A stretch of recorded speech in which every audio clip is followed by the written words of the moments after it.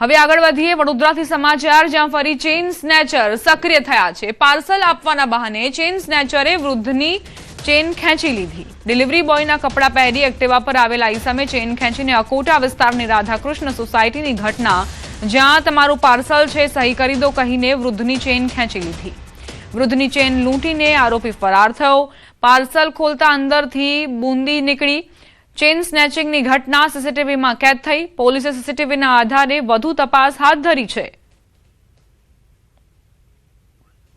વડોદરામાં ચેઇન સ્નેચર્સ કઈ રીતે બેફામ બન્યા છે તેના આ દ્રશ્યો છે। ડિલિવરી બોયના સ્વાંગમાં આવીને એક વ્યક્તિ એવું કહે છે કે તમારું આ પાર્સલ છે, તમે તેને કલેક્ટ કરી લો, સહી કરી દો, ત્યારબાદ તમને પાર્સલ આપી દઈશ।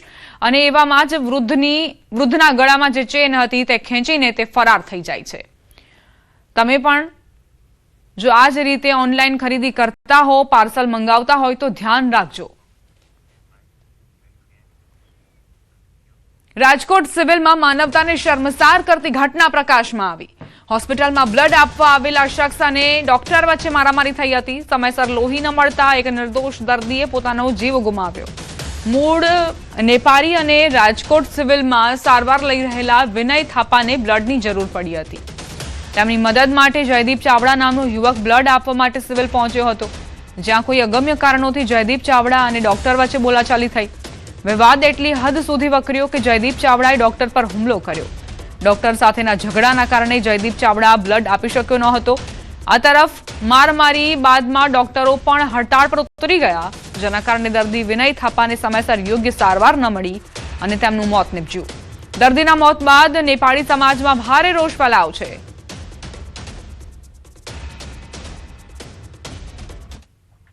અમે 108 માં સિવિલ હોસ્પિટલમાં લઈ ગયેલા, જ્યાં એની ટ્રીટમેન્ટ ચાલુ હતી। ટ્રીટમેન્ટ દરમિયાન એનું ઓપરેશન કરવામાં આવ્યું હતું માથાના ભાગમાં। ઓપરેશન સક્સેસફુલ પણ થઈ ગયું હતું અને 27 તારીખના દિવસે જે બનાવ બન્યો હતો જયદીપભાઈ અને ડૉક્ટર પાર્થ વચ્ચે, એ લોકોની મગજમારીમાં ડૉક્ટર બધા હડતાલ ઉપર આવી ગયા હતા અને પેશન્ટને પૂરતું સારવાર ન મળતા એનું ડેથ થયેલું છે। કારણ કે સારવાર જે છે ઇમરજન્સી સેવા ચાલુ જ હતી અને કોઈ પ્રકારનો આઈસીયુ સેવા બંધ કરવામાં આવેલ નહીં હતી। કેવલ ઓપીડી સેવા એ બધી બંધ છે। સુરતમાં આધાર કાર્ડની કામગીરી ઠપ।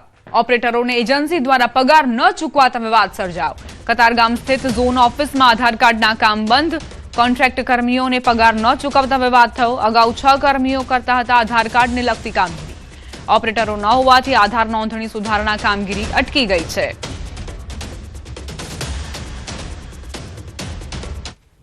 ભરૂચના પાનોલી વિસ્તારમાં ગેરકાયદેસર પશુ પરિવહન સામે મોટી કાર્યવાહી કરાઈ છે।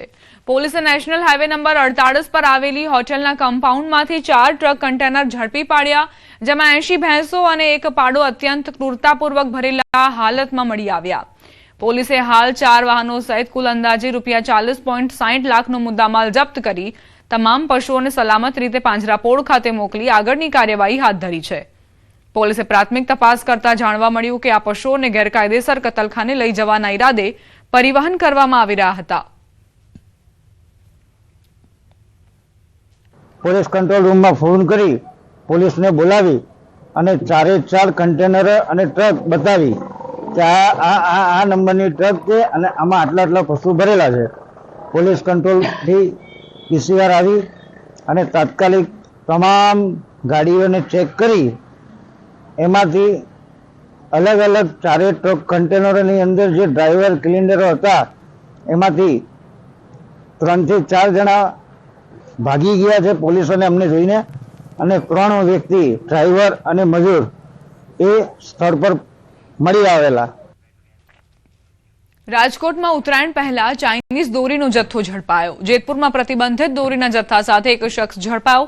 મકર સંક્રાંતિ પૂર્વે જેતપુર સિટી પોલીસની કાર્યવાહી। બાતમીના આધારે ખોડપરા વિસ્તારમાં રહેણાંક મકાન પર દરોડા। કુલ 84 નંગ પ્રતિબંધિત ચાઇનીઝ ફિરકીઓનો જથ્થો જપ્ત કરાયો। ₹16,800ની કિંમતનો મુદ્દામાલ પોલીસે કબજે કર્યો। આરોપીની અટકાયત કરી વધુ તપાસ હાથ ધરી છે। વલસાડના ઉમરગામ અને મહારાષ્ટ્રની હદ પર આવેલી એક શાળામાં ચકચારિત ઘટના બની। મેરેથોન દોડ પૂરી કર્યા બાદ વિદ્યાર્થીનીનું મોત નીપજ્યું। હાર્ટ એટેકના કારણે વિદ્યાર્થીનીનું મોત થયાનું અનુમાન લગાવાઈ રહ્યું છે। જો કે મોતનું સાચું કારણ પોસ્ટમોર્ટમ રિપોર્ટ બાદ જ સામે આવશે. મહારાષ્ટ્રના સોરઠવાડામાં આવેલી ભારતી એકેડમી ઇંગ્લિશ હાઈસ્કૂલમાં આ ઘટના બની હતી. મેરેથોન દોડ પૂરી કર્યા બાદ વિદ્યાર્થીનીની અચાનક તબિયત લથડી હતી. શિક્ષકો તાત્કાલિક નજીકની હોસ્પિટલમાં લઈ ગયા હતા, પરંતુ ફરજ પરના તબીબે વિદ્યાર્થીનીને મૃત જાહેર કરી હતી. વિદ્યાર્થીનીના પિતાએ શાળાની બેદરકારીના કારણે દીકરીનું મોત નિપજ્યું હોવાનો આક્ષેપ કર્યો છે.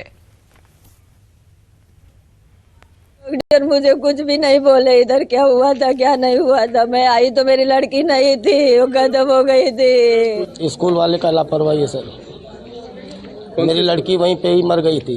ये लोग ने खाली इधर उधर लेके घूमे हैं और लास्ट में मुझे फोन करके यहाँ बुलाया गया. और ये बच्ची भी काफ़ी हर साल आती है, फर्स्ट सेकेंड हर बार आती है. इस बार भी उसने प्रतियोगिता में पार्टिसिपेट किया था और आई थी फर्स्ट. उसके बाद में वो जब वहाँ पे बैठी उसको थोड़ा सांसफुल लग रहा, तो पानी वानी टीचर्स लोग ने सब पैर वैल बनने शुरू किया और तुरंत ही हम लोग फिर लोखंडे सर के पास हॉस्पिटल में लेके गए. उन्होंने दूसरे हॉस्पिटल में बोला आप लेकर जाइए, वहाँ लेकर गए तो उन्होंने नो मोर कर दिया. तो हम तुरंत ही फिर उन्होंने बोला कि आप रेफरल में लेके जाए. हम रेफरल में लेकर आए और उनका ऐसा हुआ. एक कॉज होई શકે છે કે આટલું બધું એક્સરસાઇઝ કર્યું છે કે એના વજહથી હોઈ શકે યા ફિર હાર્ટ એટેક હોઈ શકે. જે બી મેઇન હશે રીઝન એ પીએમ પછી જ ખબર પડશે. સુરતના ભેસ્તાન વિસ્તારમાં થયેલા ગંભીર હત્યાના ગુનાનો ભેદ ભેસ્તાન પોલીસે ગણતરીના કલાકોમાં ઉકેલી કાઢ્યો. આ મામલામાં મુખ્ય આરોપી સહિત કાયદાના સંઘર્ષમાં આવેલા 4 બાળ કિશોરોને પોલીસ દ્વારા ડિટેન કરવામાં આવ્યા છે. તિરુપતિનગર વિસ્તારમાં થયેલા હુમલામાં એક યુવકનું કરુણ મોત નિપજ્યું હતું, જેના કારણે સમગ્ર વિસ્તારમાં ભય અને રોષ ફેલાયો. ઘટનાની ગંભીરતા જોતા ભેસ્તાન પોલીસે તાત્કાલિક અલગ અલગ ટીમો બનાવી ટેકનિકલ એનાલિસિસ અને હ્યુમન ઇન્ટેલિજન્સના આધારે તપાસ હાથ ધરી હતી. હાલ આરોપીઓ સામે કાયદેસરની કાર્યવાહી ચાલુ છે અને બાળ કિશોરોને જુવેનાઇલ જસ્ટિસ એક્ટ મુજબ રજૂ કરવામાં આવશે. चंद बदमाशों ने अज्ञात अपराधियों के द्वारा हमारे घर में आगमन किया गया. आगमन होने के बाद में हमारे दोनों सालाओं पे जानलेवा हमला किया गया, जिसमें एक व्यक्ति हमारा स्पॉट पे डेथ हो गया. एक व्यक्ति का हमारा अभी सूरत सिविल में ट्रीटमेंट चल रहा है.